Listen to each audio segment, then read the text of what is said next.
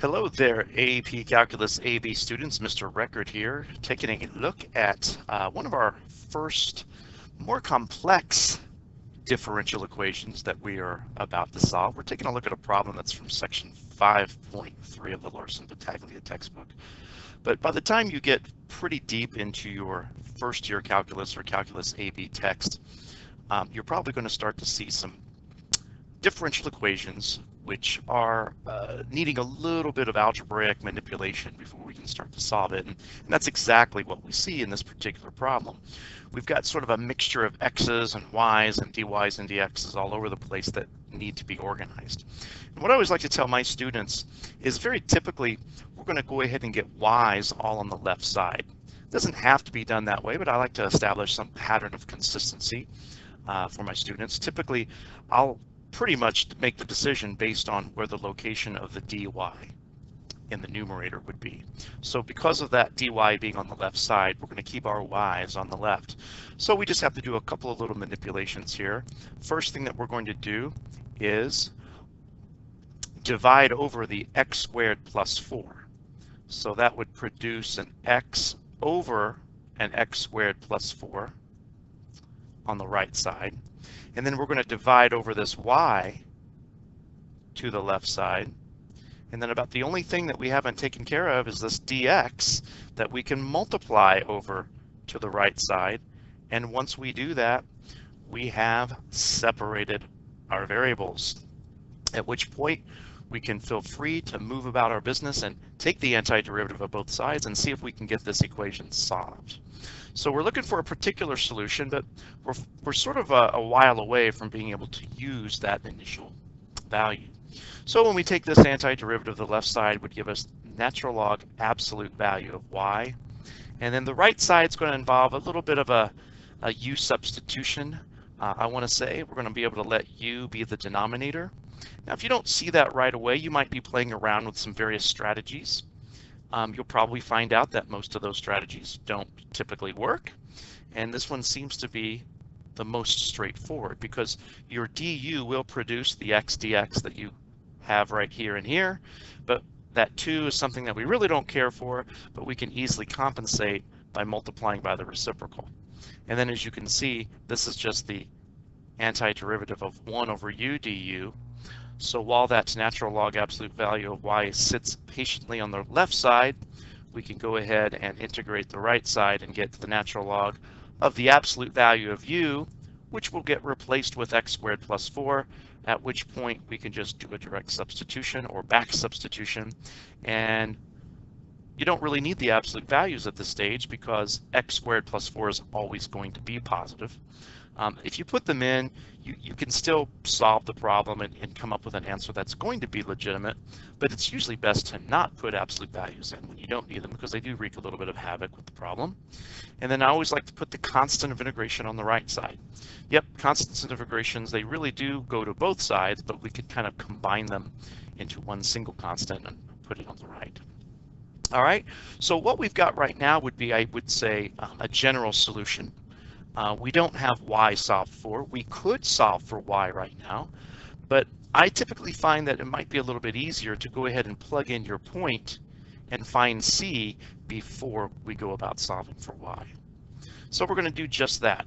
We're going to jump up over here and we are going to use the ordered pair. Now you want to be careful. This ordered pair is very trickily presented. It gives the y value first and the x value second. So we're not going to fall for that. We know we're going to plug in -3 for x and 2 for y.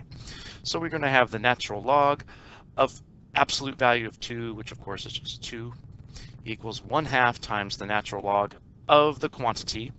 -3 squared is +9. Add 4, you get 13.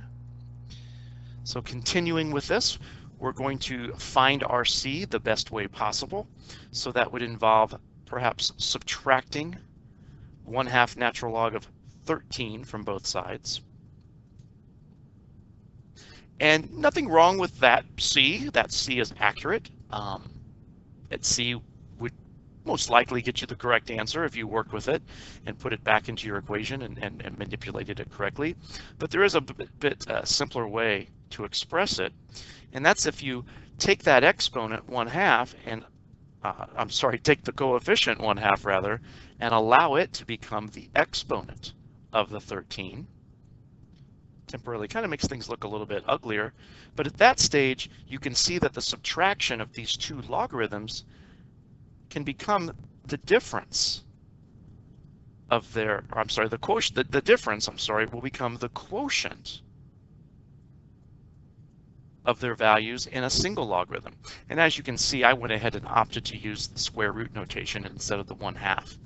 There is no need to get to rationalize that denominator. You can just leave that square root of 13 right down there in the denominator, and that's going to work perfectly fine.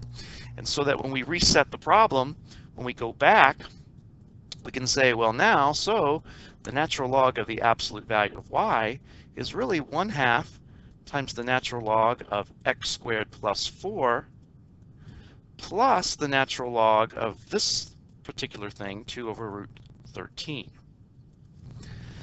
Now, I always tell my students, we strive to solve for y when we solve a differential equation. Most often, you'll be able to do that. Sometimes, specifically in the directions, they may even ask for you to solve for y. It's very commonly something that you're going to be doing on the AP exam. In fact, they'll even award a point for being able to solve for y. So we want to do just that.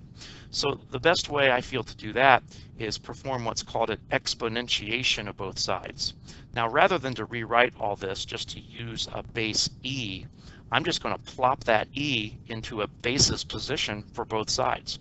It's a perfectly legitimate maneuver that will keep our two sides equivalent. And then our e and our natural log, of course, will become sort of non-existent, and we would have only the absolute value of y. And then over here on this side, I'm going to go very slowly with this because I don't want to lose anybody at this point. But I'm going to go ahead and take the liberty of splitting these two things apart.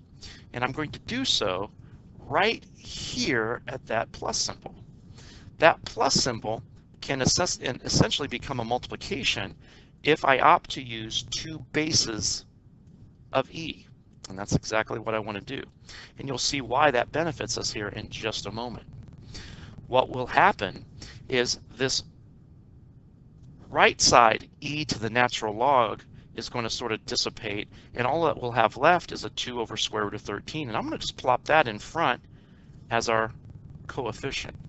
Now I'm going to pause for a second. I'm going to move over back to the left side and talk about this absolute value of y. Because the y value that we've used in this initial value problem was positive, and its usage is the one that produces this particular, there's that word, particular solution, and the c that we found as a result of that, then we know that that y value is a positive result. So we're going to go ahead and be able to do away with the absolute values. That will clean things up just a little bit. And then as far as this term here is concerned, well, we can't quite do away with the e and the ln while this 1/2 is hanging around. So once again, we'll let that coefficient become an exponent and essentially have x squared plus 4 to the half, or if you will, you could just call that the square root of x squared plus 4. Then, whoops, don't really need that parenthesis if I'm going to close out these absolute, or these the square root symbol. And then I have got a result. I have got a particular solution with y solved for that used that particular initial condition.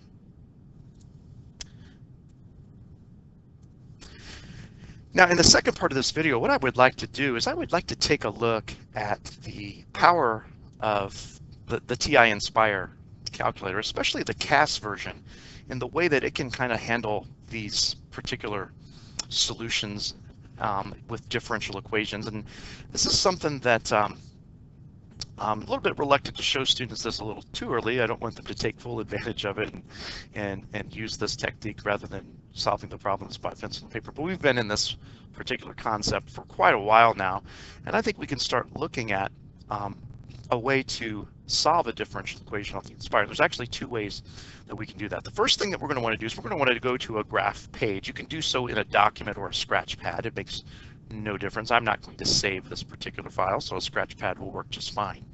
And what we're going to need to do is we're going to have to get into our menu option, and we are going to have to change our graph entry line. I don't want a function. I want a differential equation. It's the 8th option. And that's going to bring up something, a little kind of strange here. But what we need to do at this stage is actually enter that differential equation.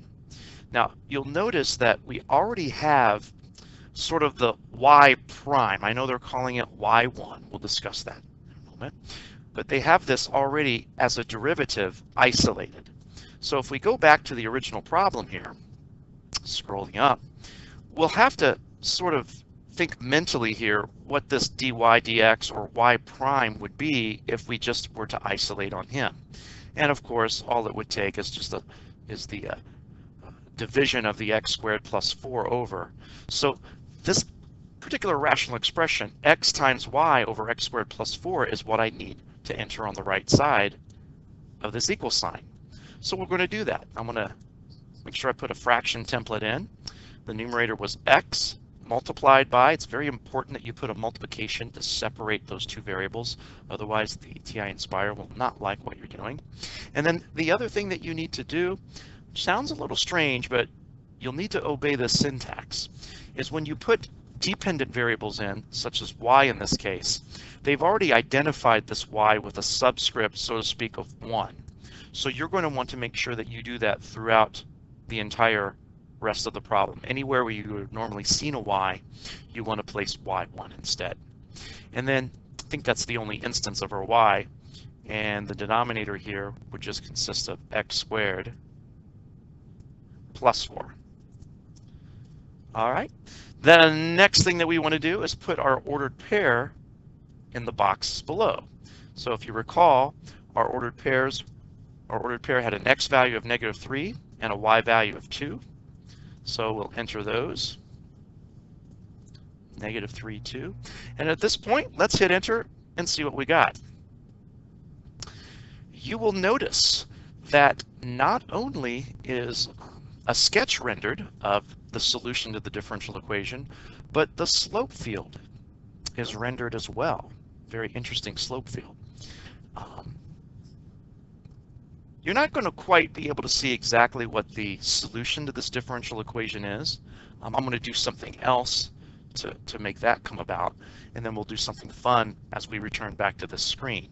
So that's one way to see the solution of a differential equation in a graphical format, as well as the slope segments themselves. I'm not going to get into much detail about why there are some separations. It has to do basically with the procedure that the calculator is using. There's actually 2 different methods the calculator uses, one of which is Euler's method, which is a very familiar topic, especially to BC calculus students. We could actually change that a little bit and cause the graph to be a little bit more smooth, but for right now, this graph will certainly suffice. The next thing that I am going to do is go to a calculator page, Scratchpad or document, and I'm going to use a item from the calculus menu that you're going to have to actually scroll down a little bit, and it's called Differential Equation Solver, DESolve. DESolve. If you want to see that again real quickly, you just simply go, it's option D there under the calculus menu. All right, so I've got DESolve. So what you want to do there for DESolve is actually type the differential equation. And if you have a hard time remembering exactly what the syntax is going to be using the TI Inspire, one very quick thing that you can do is to hit this catalog button. It's a very, very powerful button. And you can see that I was already at DESolve earlier, but if you weren't, you could scroll through this long list. You can easily get back to the D part of the alphabet by just punching the D button, and then it'll go to the first entry for D, and then we can scroll down, and eventually we'll get back to our good friend DESolve. So if we go to DESolve, we'll see down here what exactly the parameters are. We need to input our first or second order differential equation. Okay, that's kind of unusual. It is going to be an equation. And then you put your independent variable, comma, dependent variable. So in that case, this would be comma x, comma y. But this first or second order differential equation honestly can be entered just exactly the way that you see it off of your page. So if you remember our problem, just one more time, I want to escape out of this. If we remember this differential equation one more time, I'm going to just write it as this, but I'll use y prime notation for that particular piece. So away we go back to the Inspire, and we'll enter the parentheses, the value x squared plus 4, that will be multiplied by y prime, the derivative. So we'll go with y, and this little punctuation button here next to the G will give you an option to use a prime marker. So that seems to be the left side of the equation. Set that equal to the right side, which is just x times y. All right. And then our last parameters are just the independent variable, dependent variable. And once we hit enter, hopefully we will see a solution to this differential equation. And you can notice you don't need to use the y1 coding for the Scratchpad dsolve. So if you look, is this what we had? Y equal some constant times x squared plus 4. Well, it's not as if we don't know that constant, right? We found that constant in this particular problem. That constant, in fact, was 2 over the square root of 13. That's the constant that we got when we used this ordered pair. So I would like to take that particular expression, 2 over the square root of 13 times the square root of x squared plus 4, and I'd like to return one more time to my calculator as we finish up this pretty long video, and let's graph that guy. Let's go into a shortcut tab. We'll open up our graph entry line. Of course, we don't want this silly differential equation anymore, so we might want to go to menu, graph entry, and change it back to function. That won't change the graph that's already there. And then let's enter this new guy, 2 over the square root of 13 multiplied by the square root of x squared plus 4. And what will we notice?